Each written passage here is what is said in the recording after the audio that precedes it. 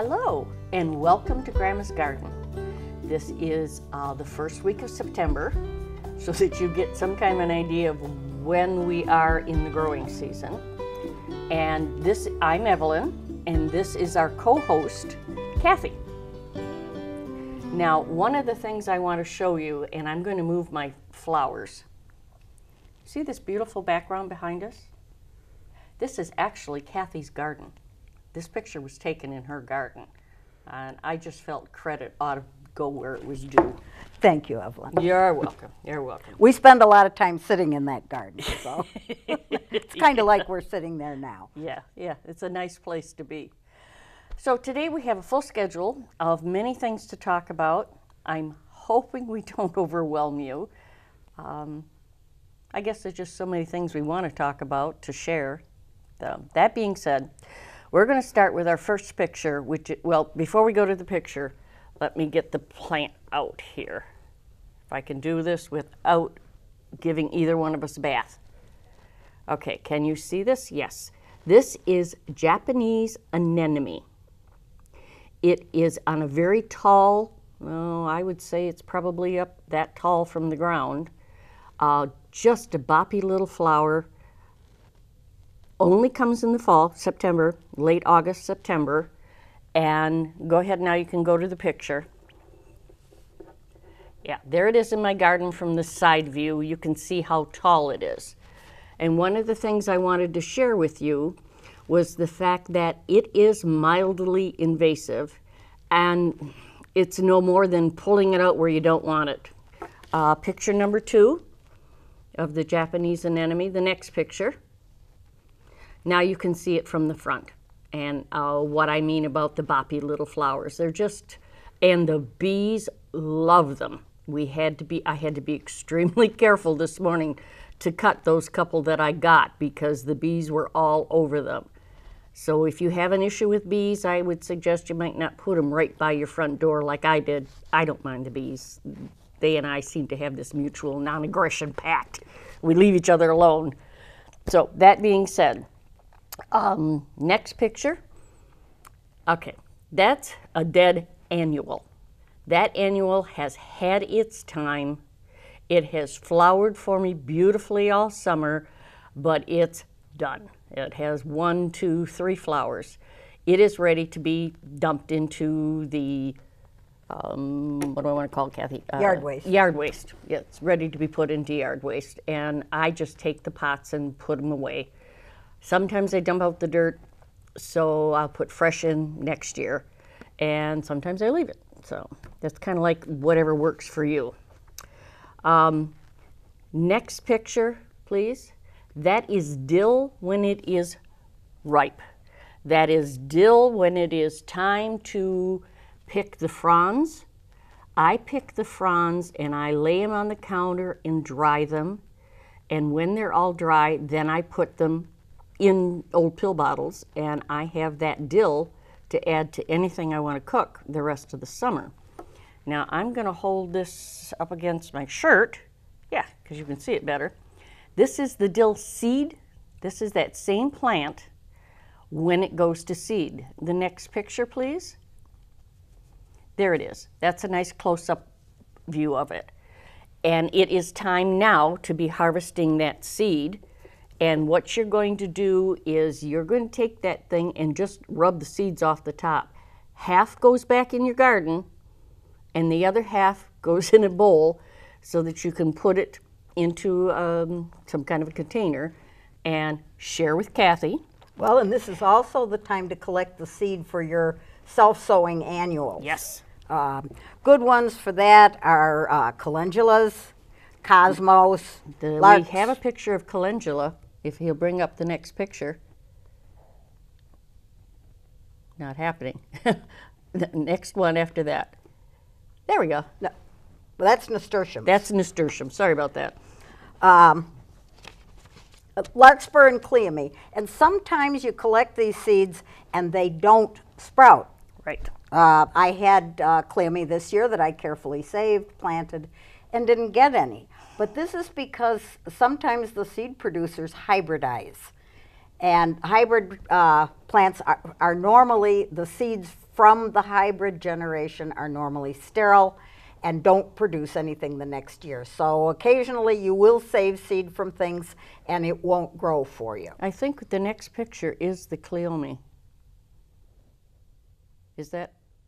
That is. Yeah. That's the Cleome. And they used to kind of just be generically pink or white, and now they come in a myriad shade of purple and other colors.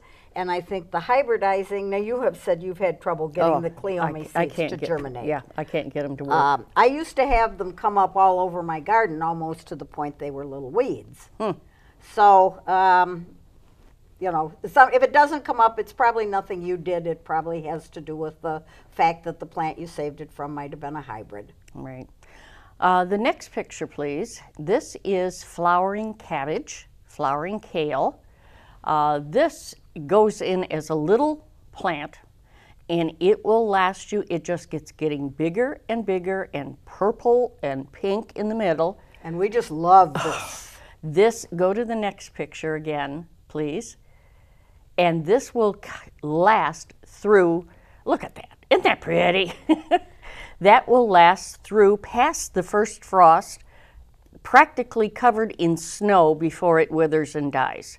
So something idea for you to put in your garden that's really going to last for you, and they're quite inexpensive. Well worth the amount of land it takes to put them in. Big bang for your buck. Big bang for your buck. Next is the Bedelia, or butterfly. This is the white butterfly. I have two other ones. I have a lavender, and I also have a deep purple. They come in various colors. Now, we have learned, or I have learned particularly this year, Kathy already knew this, these plants are invasive. Bedelias are invasive. I don't think they are in Michigan, but Kathy, tell them what you saw. Okay, I went on a birding trip to Cape May a number of years ago, and I was very surprised to see the butterfly bushes growing in the wild, and they were huge. They were 12 feet tall. And I was told they're kind of a weedy pest. I would maybe call them aggressive as opposed to invasive. I think of invasive as something that's threatening the environment. Aggressive might be just something you want to take care to keep under control. They do have a lovely fragrance. The butterflies love them. I have a stunning picture of my purple one covered with about 40 monarch butterflies. Ooh. I should have got that. Got to find that Well, picture. should have hunted that picture up, but I didn't. Okay, what do you have for us next? Okay, next we're going to talk about pansies. The next picture, please. I buy whoops, that's sedum. Okay, well, we'll go to sedum. All right, stay there. This is the sedum. That was probably more like the beginning of August. This is it when it first comes up, and it is this lovely lime green. The rest of the garden, the foliage is all the dark green, so it really stands out beautifully against the dark green of the garden. The next picture, please. Okay, there is the sedum in bloom. Now that's one that's totally in bloom. It will stay that way through the frost. And I don't know if you can see the difference between these two. Again, maybe my white shirt will help. One is a dark brown stem, and one is a light green. And they're two slightly different flowers, and what they are is a cluster of many, many flowers, all from one stem.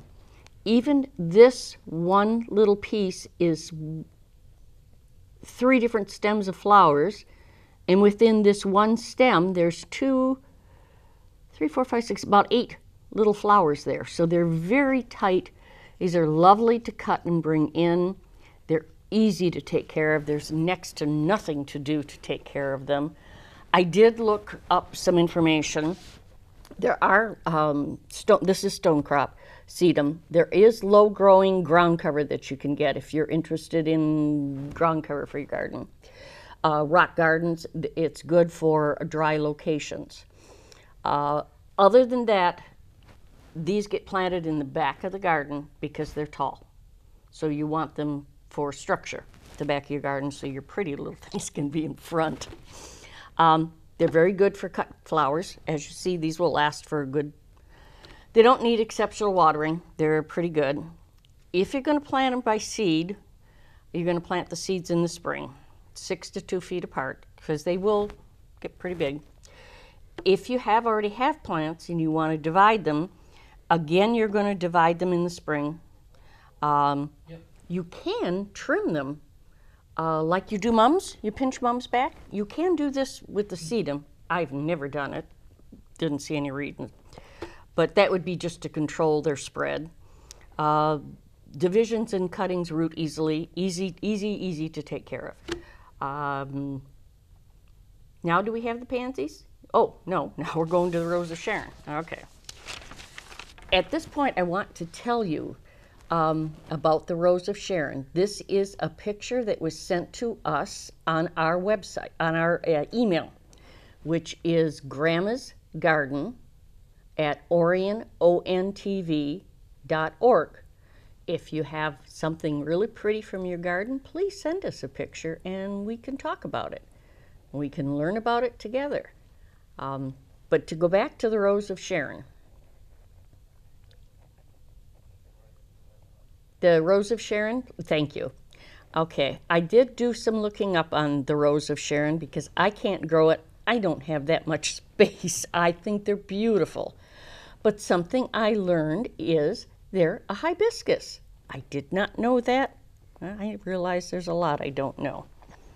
But they are a hibiscus. There is the white and the pink in that picture.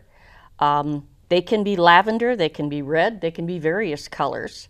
They're naturally multi-stemmed. They can be trained. You can, by pruning them, you can make it a Rose of Sharon tree. It means you cut off all the extra branches of it and just let one trunk. They do have a tendency to send up shoots. Yes, they do. So I know my neighbors have a hedge, two of my neighbors who like each other very well, but they have a hedge between their property, and they're always working to curtail the shoots, you know, keep it in control so that it doesn't get out of control. It will get probably up to 10 feet, 10, 12 feet tall. Yes, definitely. And if you buy a Rose of Sharon and plant it, do not think that it is dead. No, it's very late. Leaf out very, very late. Yeah. Probably might even be June if you have a cold spring. And then they don't bloom. Well, they start blooming about sometime in August. Something about in the spring too. You can cut this back because this will bloom on the current season's growth. So what you cut back was last year's growth. So when you cut this back, you'll still get blooms. That's something we have to learn, and we'll get into what you cut back, when you cut back, and if you're cutting up next year's blooms. So we'll get back to that. I want to quickly get to the Morning Glory. Can we bring up the Morning Glory picture, please? Kathy, I know you want to talk about the Morning Glories. There we are. Okay. Oh. Yes. The ones that you saw briefly, the little pink ones, were something new I tried this year. Right there. There we go. Lovely, but they're for a small spot. That's they're growing there on a full-size garden arch that's about 8 feet tall. They have not yet covered it. We're going to get a frost before we do that. The next picture. Okay. Now, this is the traditional heavenly blue morning glory. They are stunning. But if you plant morning glories, you want to be sure to not expect them early. Right, I sometimes will put scarlet runner beans on that arch. They cover the arch, get some little red flowers, and about the time they're done, then the morning glories are starting to bloom. They are lovely. They will continue to bloom until we get a killing frost. Yeah. They do somewhat re-sow themselves, so you have to kind of watch because you can find morning glories climbing up and twisting around one of your favorite things. One of the last places you wanted them to be. We're going to have to take a break now. I do want to say again, our email address is grandmasgarden@oriontv.org, and we'll be back in a few minutes. Enjoy farm fresh produce, baked goods, art, and more at the 2014 Lake Orion Farmers Market sponsored by Crittenden Hospital. Walk, bike, or drive to the Orion Arts Center located at 115 South Anderson Street. Parents can purchase products grown and made locally while kids take part in fun activities like horseshoes and arts and crafts. Come early and come often as vendors change from week to week as new crops come into season. The Lake Orion Farmers Market is held every Wednesday from 2 to 7 p.m. through October 22nd. For more information or to sign up as a vendor, visit downtownlakeorion.org. Hello, and welcome back to Grandma's Garden. I'm Evelyn. I'm Kathy. And this is Kathy. We are the co-hosts of Grandma's Garden. And this segment of the show, we are obviously going to talk about veggies. I'm going to turn this over to Kathy. Well, we want to talk about what's going on at the farmers market. This is high season, peak of summer. Everything, just about everything you could possibly want to get at the farmers market now. So obviously corn and tomatoes. Ev's got a little something she wants to tell you about tomatoes first. Okay. I saw this. This came in from the Oakland Press. Oakland Press. And it was talking about how our tomato crop is so late due to the cool summer that we've had. Tomatoes like hot, hot weather. They're going to come in hard.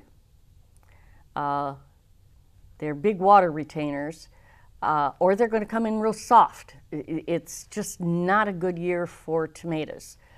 I don't think I'm going to can tomatoes this year. I'm quite leery of it. But it's all due to our weather.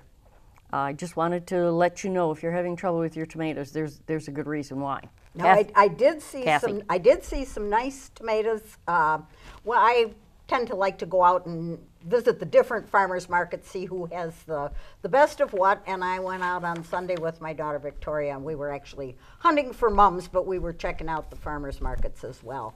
And Fogler's out on Rochester Road, south of Lakeville, had some wonderful looking canning tomatoes. They called them seconds. Now they were a little bit smaller. They weren't those great big ones that you want to put on your sandwich. Okay. But they were nice tomatoes. There were no really bad spots to them. They were just a little bit smaller, and they were about half the price of the big tomatoes. So might be something to keep in mind if you want to can tomatoes this year. Like Evelyn, I'm not going to can any this year. I really did a job on it. No, but you've got plenty from last year, and so I'm thinking maybe I'll go out and get those tomatoes. I don't have that many left. They were really nice. They were $5 for a peck basket. Ooh, okay. Probably enough to make a dozen jars. Yep, that's all I need. Okay. One of these days we'll maybe do a little segment, show you how easy it is to can your own tomatoes. Okay.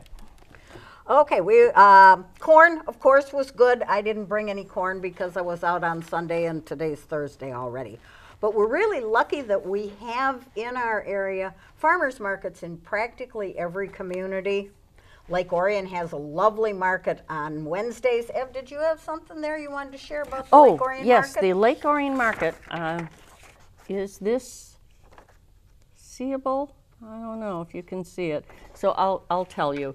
There's a perennial plant and seed exchange, a free event on September 10th at 6 p.m. at the downtown Lake Orion Farmers Market. Of course, they're asking you to bring your plants in pots, small containers to exchange, have them labeled with some information, the plant height, name, sun type, please don't bring any invasive plants. No English ivy, vinca vine, snow on the mountain is a monster. Don't ever put that in your garden. You'll never get rid of it. Lily of the valley, it is invasive. Okay, in contained spots. Yes. Don't plant it. Yeah, well, Anyway, just to let you know, if you're interested in getting some new plants, you can go to the farmer's market on September 10th. Okay, Kathy? Okay, this, as I said, this is just absolutely high season. Green beans are still looking good. One of the things you might want to check out, oh, where's my potatoes in here? Can you see them, Ev? Nope. Oops, they got hidden in here, or else I forgot to put them in. Okay. Anyway. Didn't get put. If you haven't grown new potatoes, oh, by all means do. They're those little guys, and they're just absolutely fabulous. Depending if they're ping pong ball size or smaller, you can cook them whole. If they're a little bit bigger than that, you probably want to cut them in half. One of my cook friends recently brought me a dish that was green beans and new potatoes with a bacon vinegar dressing. And oh my, was that a yum. Is there anything about that I don't like? It was actually so good I got the recipe and went back and made some more of it. But she's going to share that recipe with me. I'll tell you that right now. Now, another thing you're going to find at this time is garlic. Prime time to if you use a lot of garlic, good time to buy a couple of these cloves. This is also the time to plant garlic. Yes, Garlic definitely. needs a cold snap to make these bulb things, so that if you buy the little plants in the spring that kind of look like stringy little onion things and plant them, you need to leave them through the following winter and dig them up in the spring. Otherwise, they just kind of look like green onions. But this is looking really, really good this year. This has been, while not a particularly good year for tomatoes, it has been a stunning year for cucumbers.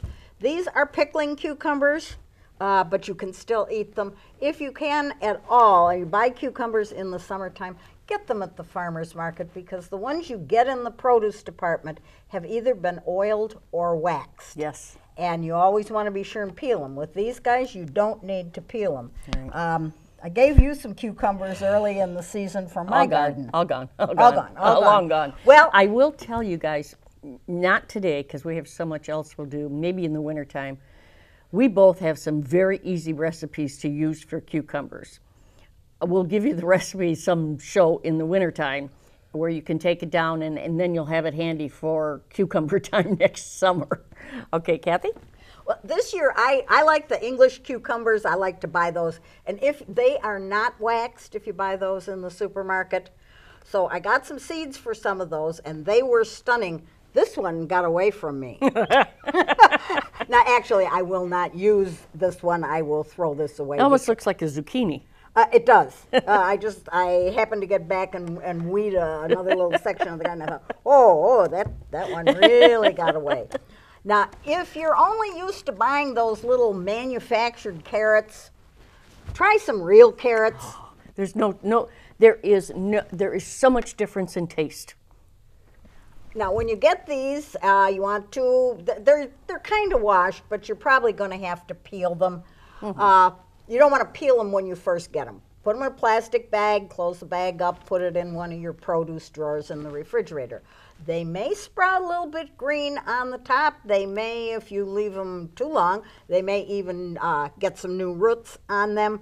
This doesn't bother them at all. Again, the carrots that we get in the supermarket are treated because they don't want anything to sprout or grow roots. So they're dipped in some sort of a chemical to stop that. The flavor is so different in the fresh carrots. Yeah. They're probably better for us, too. Okay. Spaghetti squash. Here? Oh, spaghetti squash. Oh, when you want to talk about the spaghetti squash? Guess it's so much fun. Well, okay. No, go ahead. Go ahead. Okay. This is a spaghetti squash. It might be, try something different at the farmer's market. Now,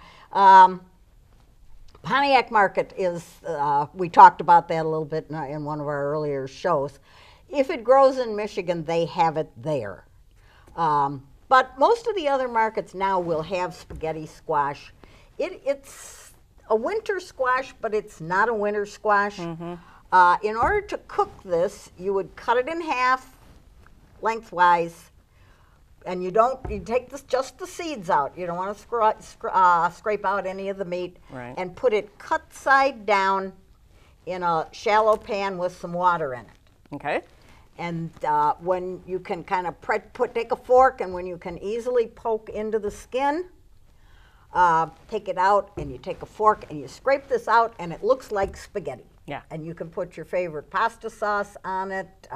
Or butter and salt and pepper. Oh, butter and salt and pepper. Yeah, well, that works for me. I skipped beets. I'm sorry. Oh. I skipped beets. You talk about the beets, because you're the one who puts up the pickled beets. I love beets. I love them. I love them. I love them. They're one of the sweetest vegetables you ever get.